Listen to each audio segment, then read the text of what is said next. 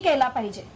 नक्कीच आपल्याबरोबर पुरुष हक्क संघटनेचे महेश शिंदे हे सुद्धा पुण्यावरून आहेत। महेशजी, आज हा निर्णय आला, काय वाटतं याविषयी? कारण पत्नीनं केलेल्या छळाच्या विरोधामध्ये पुरुषांना सुद्धा आता या संदर्भात न्याय मागता येणार आहे। या निर्णयामुळे ते खरंच शक्य होणार आहे असं वाटतं का?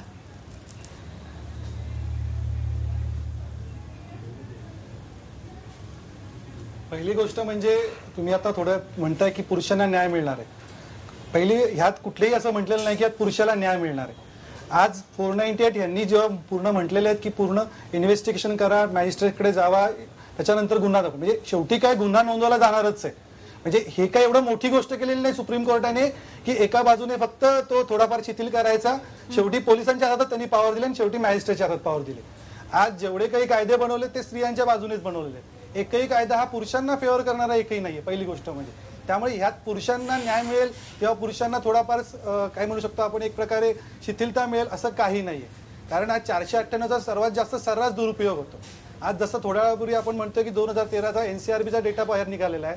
आज 498चा कन्व्हिक्शन म्हणजे त्यात दोषी लोक फक्त 1.2% आहेत, म्हणजे 98% निर्दोष मुक्त होतात।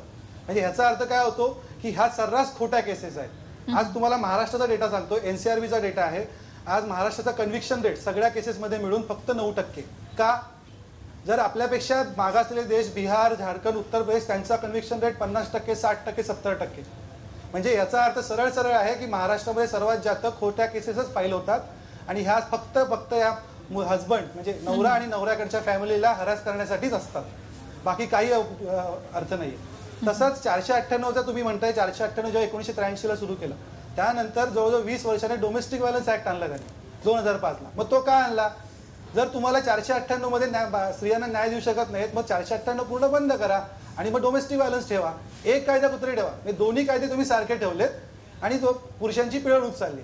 आज कुठलीही बायको जेव्हा डिस्प्यूट स्टार्ट होतो ती पहिली केस 498 टाकते आणि ह्याच्या मागचं कारण एकच असतं, तिचं एकच पर्पज असतो। म्हणजे सुप्रीम कोर्टाने पण ते म्हटलेलं क्लिअर कट की आज फक्त नवऱ्याकडच्या माणसांना त्रास देण्याच्या उद्देशाने 498चा वापर होतो।